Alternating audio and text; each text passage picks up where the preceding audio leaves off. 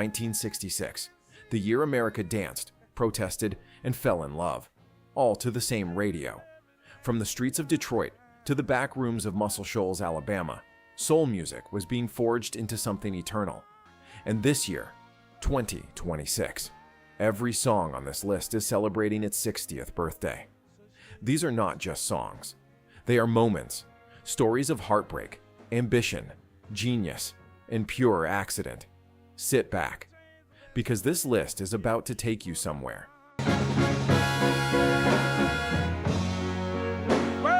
Number 1. Percy Sledge, When a Man Loves a Woman. He was a hospital orderly by week, a weekend singer by night, and one night in late 1965, his girlfriend left him.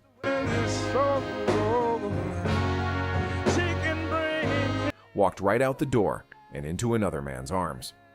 That was the night Percy Sledge turned devastation into a masterpiece. At a gig in Sheffield, Alabama, still raw with grief, Sledge improvised a song over a slow blues riff his bandmates were playing. He called it, "Why Did You Leave Me, Baby?" But a local DJ named Quinn Ivy heard it and told him, "I know exactly how to be." Rewrite it, reverse it, make it universal. So Percy did, and what became When a Man Loves a Woman was recorded on February 17th, 1966 at a tiny recording studio in Sheffield called Norala Sound. So here's the twist nobody talks about. Atlantic Records boss Jerry Wexler heard the final mix and said the horns were slightly out of tune.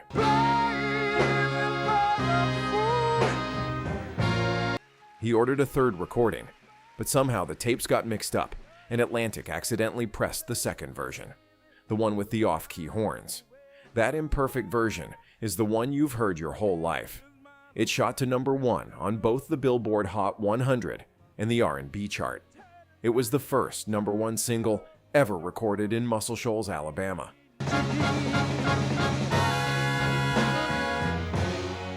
A town that would go on to shape the sound of American soul for decades. Percy later said he co-wrote the song himself, but gave the credits to his bandmates Calvin Lewis and Andrew Wright because they gave him the chance to, as he put it, sing his heart out. He was inducted into the Rock and Roll Hall of Fame in 2005. And that slightly out-of-tune version, it's been ranked number 53 on Rolling Stone's list of the 500 greatest songs of all time.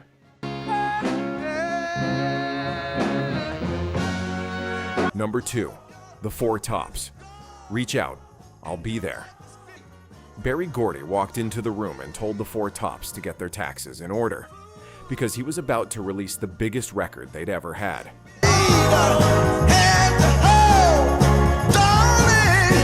The Four Tops didn't believe him.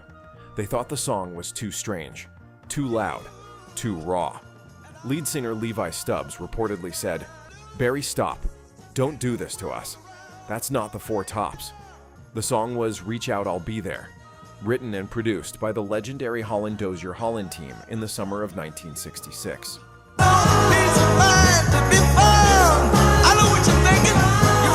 Lamont Dozier said he wanted to write a journey of emotions with sustained tension, like a bolero.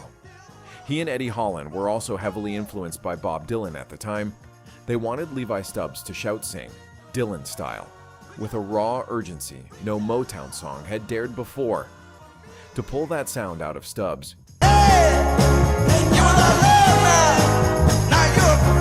Sir, the producers intentionally placed the melody above his natural vocal range. They wanted that cry, that hunger, that wailing. Duke Faker of the Four Tops later said, Eddie realized that when Levi hit the top of his range, it sounded like someone hurting. The gamble worked. When released in August 1966, Reach Out, I'll Be There hit number 1 in America and number 1 in the UK, becoming only the second Motown song to ever top the British charts. A 14-year-old girl named Danya Hartwick played the piccolo opening. She had only a handful of symphony performances to her credit. That unforgettable intro, the one that grabs you before a single word is sung, was played by a teenager. In 2022, the Library of Congress selected it for preservation in the National Recording Registry. and the song that the Four Tops begged Berry Gordy not to release is now considered their signature.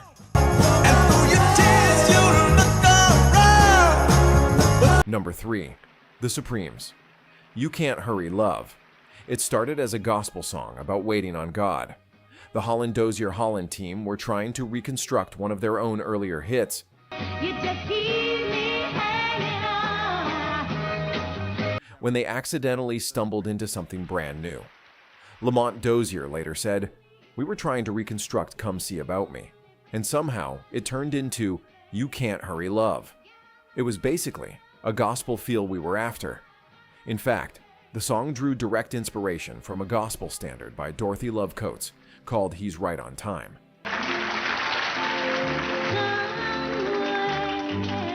With its central message, you can't hurry God, you just have to wait. Holland Dozier Holland simply swapped God for love. The working title was This Is Where I Came In. But when Diana Ross sang, Mama said you can't hurry love, you just have to wait, it became something timeless. Recorded in 2 studio sessions in June and July 1966.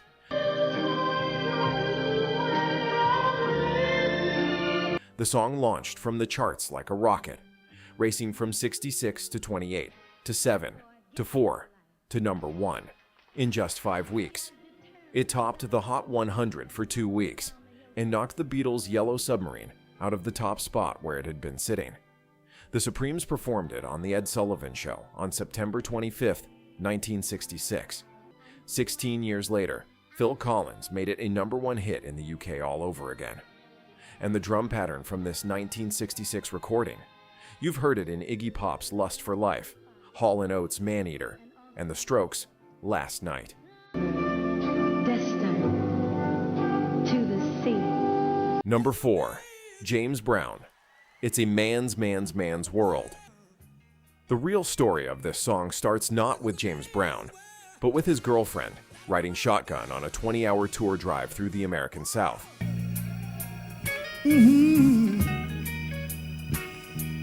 Her name was Betty Jean Newsom.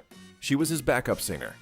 And somewhere on that long road through the Carolinas and deep into the South, she started humming a melody built on her own observations about men and women.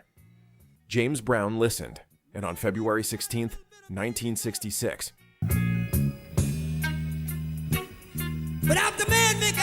he recorded it at Talent Master's studio in New York City. What emerged was unlike anything soul had heard, a lush, string-heavy, almost cinematic ballad where Brown cataloged every great thing men had built. The car, the electric light, the train, even toys for children. But then came the turn. Man is lost.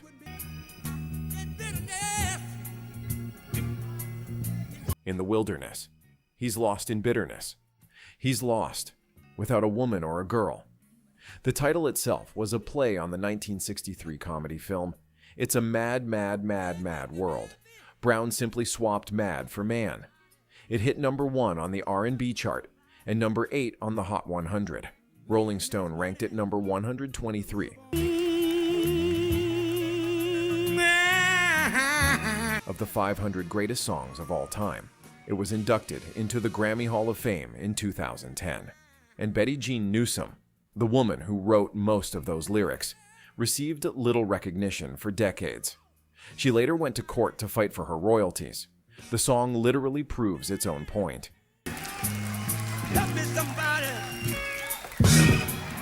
Number 5. The Temptations.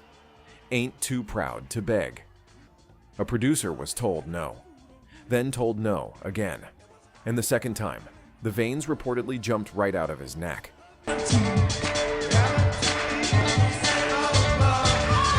His name was Norman Whitfield, and the song Berry Gordy kept blocking was Ain't Too Proud to Beg.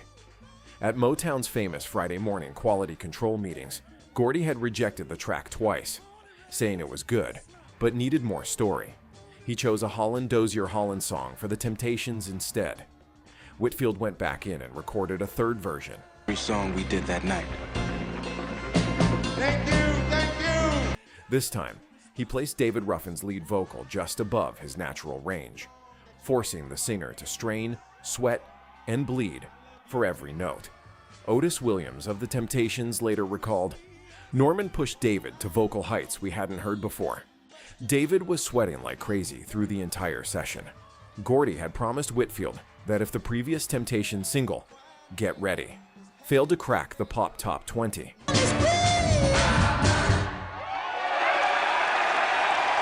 Ain't Too Proud would be next.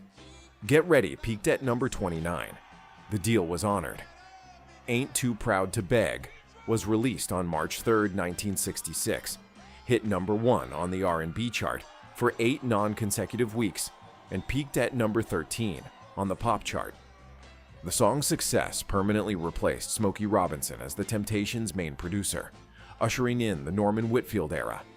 And the Rolling Stones loved it so much they covered it in 1974 and took it to number 17.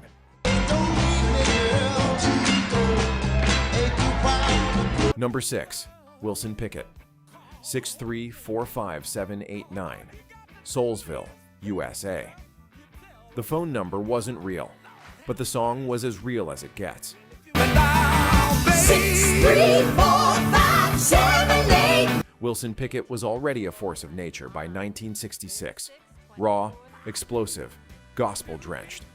His 1965 recording of In the Midnight Hour had put him on the map at Stax Records in Memphis, backed by the incomparable Booker T and the MGs. 6345789. The follow-up came from the pen of 2 Stax regulars, guitarist Steve Cropper and songwriter Eddie Floyd. Their first drafts of the song used a different phone number entirely, but after trying combination after combination, they landed on 6345789. Cropper later revealed the songwriting trick he had learned. If you write your lyrics on the downbeat, starting words on the beat, you get a sing-along effect. 6345789 was built exactly that way. Every syllable lands. Every digit sticks. Atlantic engineer Tom Dowd was brought in for the session, and he pushed the production further than Stax's usual sound, adding a second snare hit, background vocals, and extra layers that gave the track a fuller, almost cinematic feel.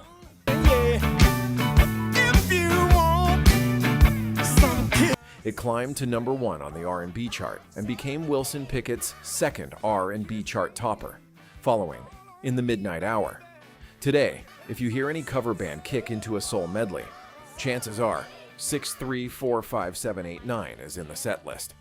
The number rings on.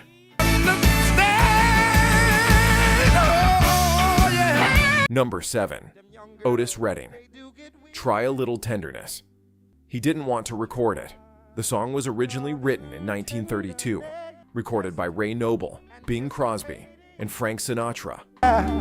Just a little bit of tenderness. Long before soul music existed. When Otis Redding's manager Phil Walden kept pushing him to record it, Redding reportedly thought his version would be a joke. He did it just to shut people up. Then he called Walden late one night. "You know that song you've been on my ass about recording? I cut that thing. It's a brand new song."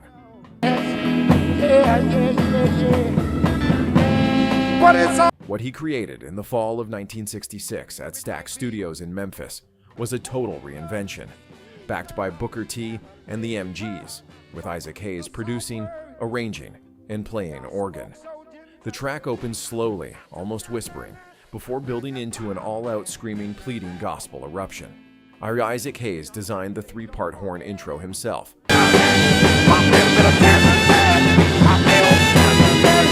Inspired by the string arrangement on Sam Cooke's A Change Is Gonna Come. The drum pattern, where drummer Al Jackson plays nothing for the first verse, then enters with a delicate rim shot, reportedly happened by accident during rehearsal. They left it in. The song took only 3 takes. It peaked at number 4 on the R&B chart and number 25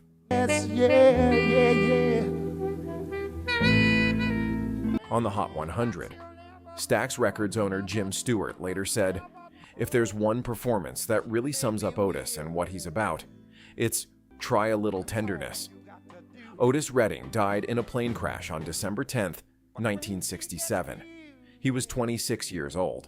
His final live performance, the night before the crash, he closed with this song. Number 8, Stevie Wonder. Uptight, Everything's All Right. In 1965, nobody at Motown wanted Stevie Wonder. Literally.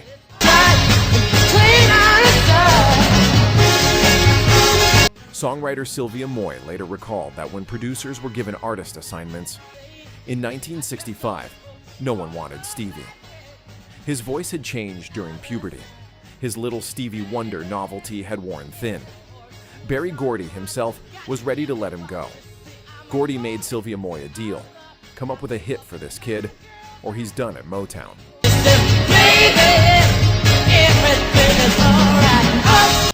Moy sat down with Stevie and asked him to play everything he had. He went through song after song. She wasn't impressed. Finally, she said, "Are you sure you don't have anything else?" And he started playing a fragment. Just a riff, a little idea.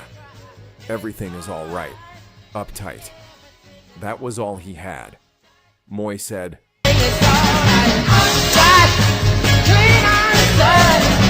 "That's it. Let's work with that."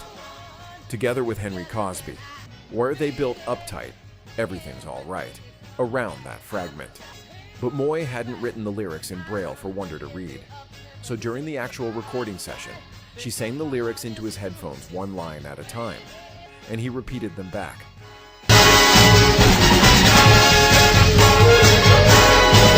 Released in late 1965 and charting into early 1966, it hit number 1 on the R&B chart for 5 weeks and number 3 on the pop chart. A 15-year-old boy who was nearly dropped from his label saved his career with a fragment of a melody he'd been too shy to share.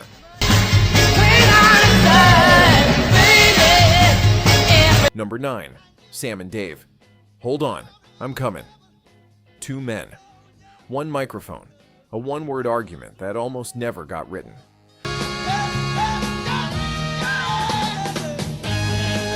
Isaac Hayes and David Porter were the songwriting team behind Sam and Dave at Stax.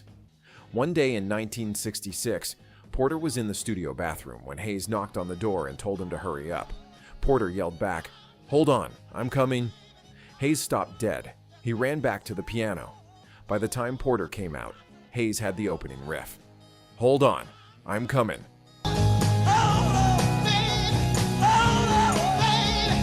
Was written in minutes.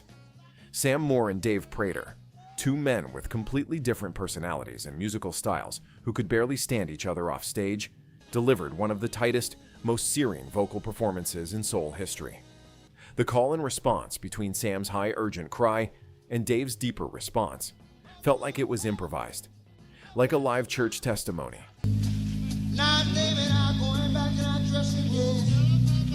It wasn't. Every moment was locked in. The song hit number 1 on the R&B chart and number 21 on the Hot 100 in 1966.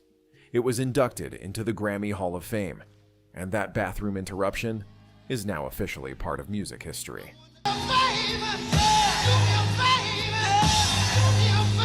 Number 10, Junior Walker and the All-Stars. How Sweet It Is to Be Loved by You. He was a saxophonist first and a singer second, and Motown nearly didn't know what to do with him.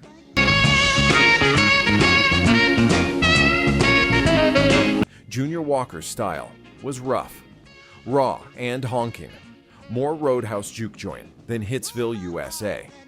Berry Gordy's polished crossover Motown machine wasn't built for someone like Walker. But in 1966, Junior Walker released a cover of Marvin Gaye's 1964 hit, How Sweet It Is to Be Loved by You.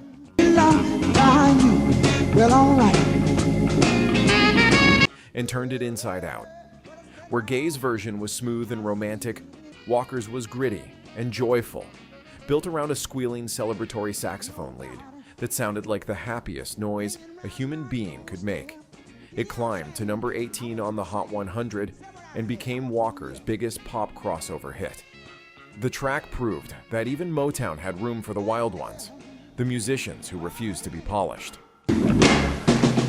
Say it together now. Come on. Number 11. Marvin Gaye. I Heard It Through the Grapevine. Written and first recorded in 1966. This song was rejected, then rejected again, then rejected a third time.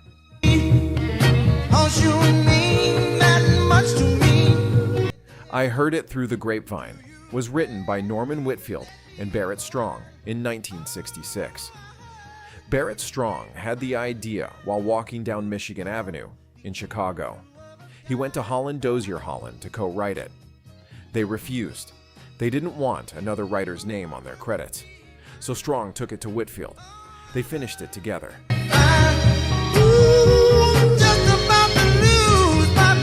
And on August 6th, 1966, Smokey Robinson and the Miracles became the first artists to record it.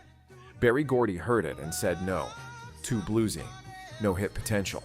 Whitfield tried again with Marvin Gaye. Gordy said no, again.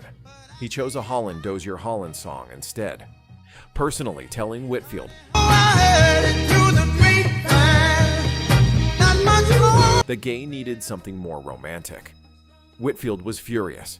He took the song to Gladys Knight and the Pips, rewrote the arrangement to be more upbeat and gospel, and that version became a hit in 1967, reaching number 2 on the pop chart. But Whitfield still believed in Marvin's version. He slipped it onto Gaye's album In the Groove in 1968.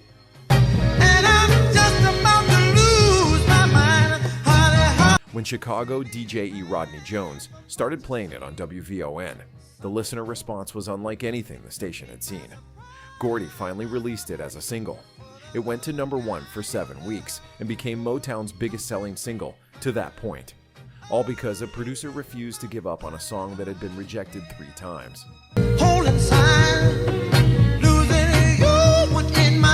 Number 12. The Temptations. Beauty is Only Skin Deep. After Norman Whitfield broke through with Ain't Too Proud to Beg, Berry Gordy made him the Temptations' chief producer.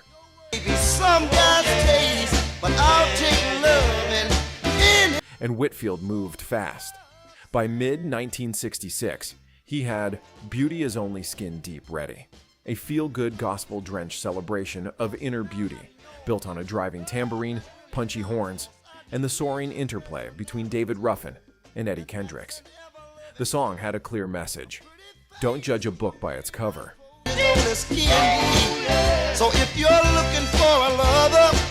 But it was wrapped in a groove so irresistible that the message went down like candy.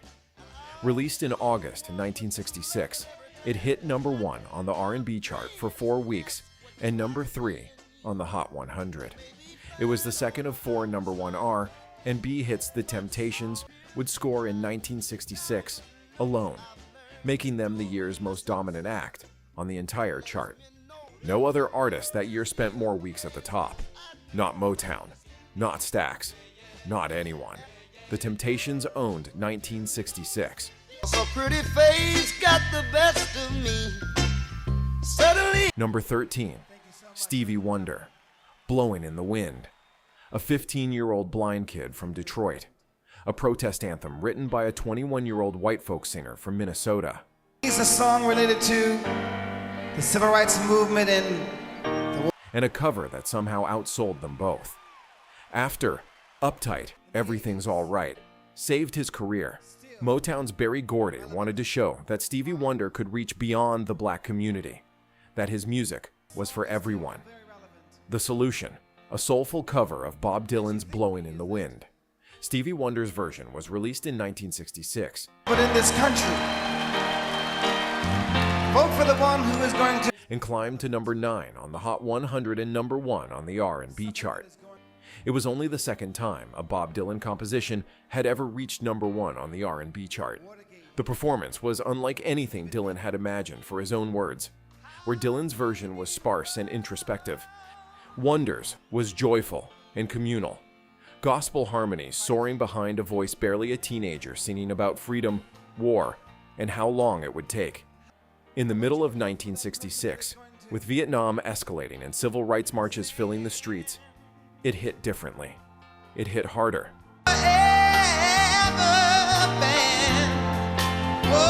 Number 14, The Supremes. You Keep Me Hanging On.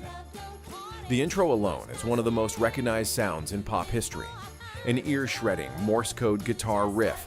I've been waiting, I've been taking. Repeated 3 times before a single word is sung. You Keep Me Hanging On was written by Holland Dozier Holland in the summer of 1966, right on the heels of You Can't Hurry Love. Both songs hit #1 on the R&B and pop charts that same year. Lamont Dozier later said the team was trying to open up to different things. That Morse code guitar opening, For that soft voice to talk to me at night. played by Robert White of the legendary Funk Brothers, was intentionally jarring, almost aggressive, far more electric and cutting than anything Motown had put out before. Diana Ross's vocal, urgent, pleading, demanding, matches the song's cold emotional logic perfectly. You don't really love me. You just keep me hanging on.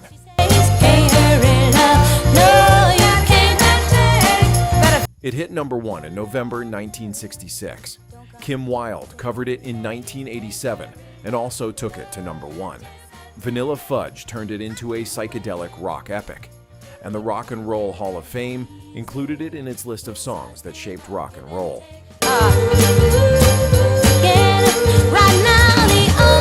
Number 15, Stevie Wonder, A Place in the Sun. 1966 was the year Stevie Wonder turned 16, and while the world was burning, Vietnam, civil rights, political upheaval,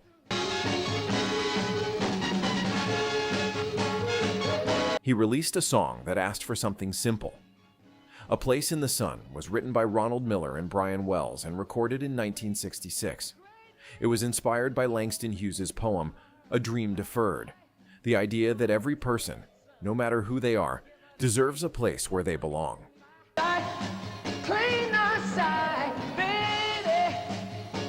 The song reached #3 on the Hot 100 and #9 on the R&B chart, where Uptight had been his comeback. A Place in the Sun showed his depth. Critics began to see that this wasn't just a teen sensation. This was an artist with something to say.